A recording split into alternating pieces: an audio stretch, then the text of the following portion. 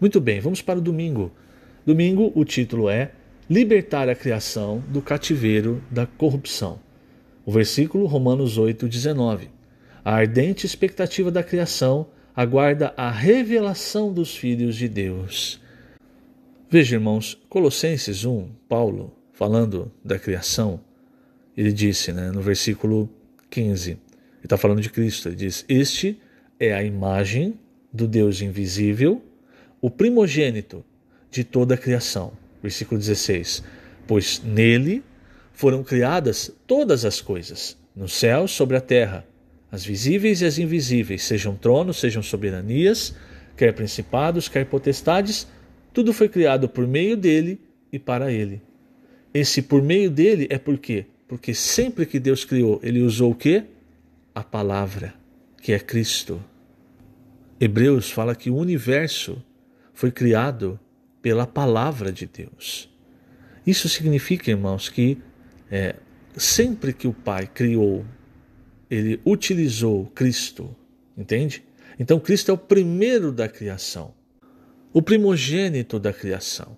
Aí você pode perguntar, mas como isso, se ele se encarnou há cerca de 2000 anos atrás?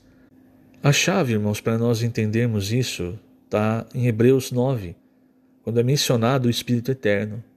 Diz que muito mais o sangue de Cristo, veja, que pelo Espírito Eterno a si mesmo se ofereceu sem mácula a Deus, purificará a nossa consciência de obras mortas para servirmos ao Deus vivo. Isso quer dizer o quê? Que quando você olha para a linha do tempo, é literalmente uma linha, não é? Então você na linha do tempo, você coloca Cristo há 2000 anos atrás, você coloca a criação de Adão há 6000 anos atrás, você se coloca hoje. Então você tem tudo para trás, você consegue perceber, isso é futuro, isso aqui é passado, certo? Porque há uma linha. Agora, a eternidade não é uma linha, a eternidade é um círculo. Por quê? Porque a eternidade ela não tem fim nem começo. Como é que você acha o fim? Como é que você acha o começo em um círculo? Numa aliança, por exemplo. Então, quando Cristo, dentro do tempo, ele fez tudo, toda a sua obra, ele ofereceu isso a Deus pelo Espírito Eterno. Deus fez o quê? Jogou isso, entre aspas, jogou entre aspas, na eternidade, de modo que a obra de Cristo, ela está dentro do tempo, mas ela não é simplesmente algo que ocorreu há 2000 anos atrás. Ela foi lançada na eternidade, onde não há princípio nem fim. É por isso, irmãos, que o sacrifício de Cristo é atemporal. Ali em Apocalipse 13:8, você vê o Cordeiro morto desde a fundação do mundo. Mas como isso, se ele foi morto há 2000 anos atrás e não lá há 6000 anos atrás? É porque a obra de Cristo, irmãos, é atemporal. Ela foi lançada na eternidade. Quando você olha a Nova Jerusalém, você vê que ali, a gente costuma dizer que é a eternidade futura. Na verdade, a eternidade não tem passado nem futuro. A gente só diz isso para entender, nós estamos falando da eternidade depois do tempo, ou então quando fala da eternidade passada, é a eternidade antes da criação do tempo. Então, quando você olha a Nova Jerusalém, é muito interessante. Você não vê lá simplesmente o trono de Deus. Você vê ali o trono do Cordeiro. Mas como do Cordeiro se está na eternidade e o que ele fez foi no tempo? Percebe, irmãos? É pelo Espírito Eterno. Eternamente, nós vamos nos lembrar da obra que Cristo fez. Nós vamos nos lembrar, eu só estou aqui. Eu só tenho a vida eterna. Porque Cristo, no tempo, morreu por mim. E isso foi lançado na eternidade para que todos pudessem ter acesso.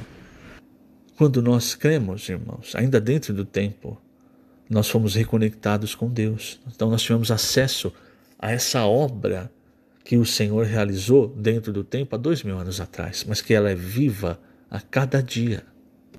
João, em Apocalipse, ele vê um cordeiro como tendo sido morto. Para João, talvez foi há 30, 40, 50 anos atrás. Mas quando ele vê, parece que acabou de acontecer.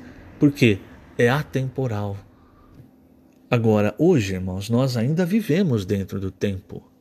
Então, há um limite de tempo em que nós vamos atuar, quer seja pela nossa morte, quer seja pela volta do Senhor.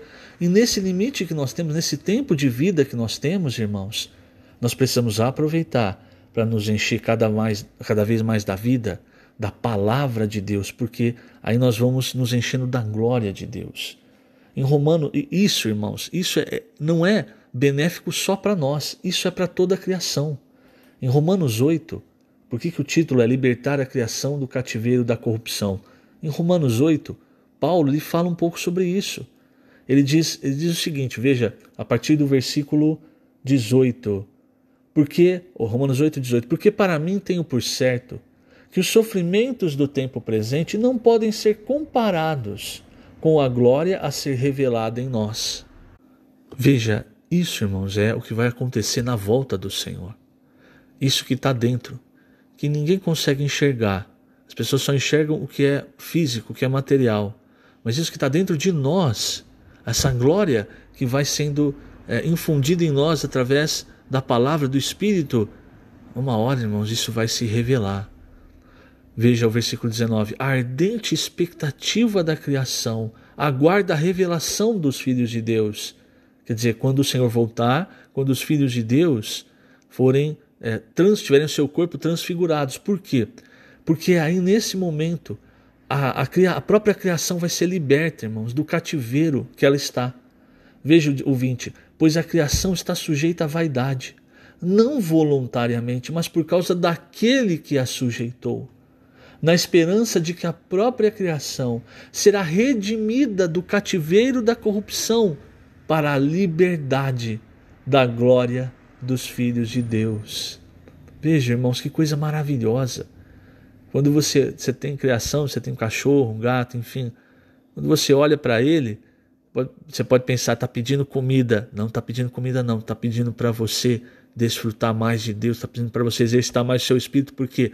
Porque há uma ardente expectativa de que ele também seja liberto do cativeiro da corrupção para a liberdade da glória dos filhos de Deus. Então, quer dizer, vai rápido, vamos, acelera esse negócio aí, não é? Versículo 22, porque sabemos que toda a criação, a um só tempo, geme e suporta angústias até agora. E não somente ela, mas também nós, que temos as primícias do Espírito, igualmente gememos em nosso íntimo, aguardando a filiação. Aqui está a adoção de filhos, não é? A filiação, a redenção do nosso corpo. É quando tudo, irmãos, vai se completar. E aí nós vamos entrar de verdade na liberdade da glória dos filhos de Deus com a criação. Por isso, irmãos, vamos tomar essa palavra, esse encargo, esse encorajamento, tudo isso que nós temos recebido.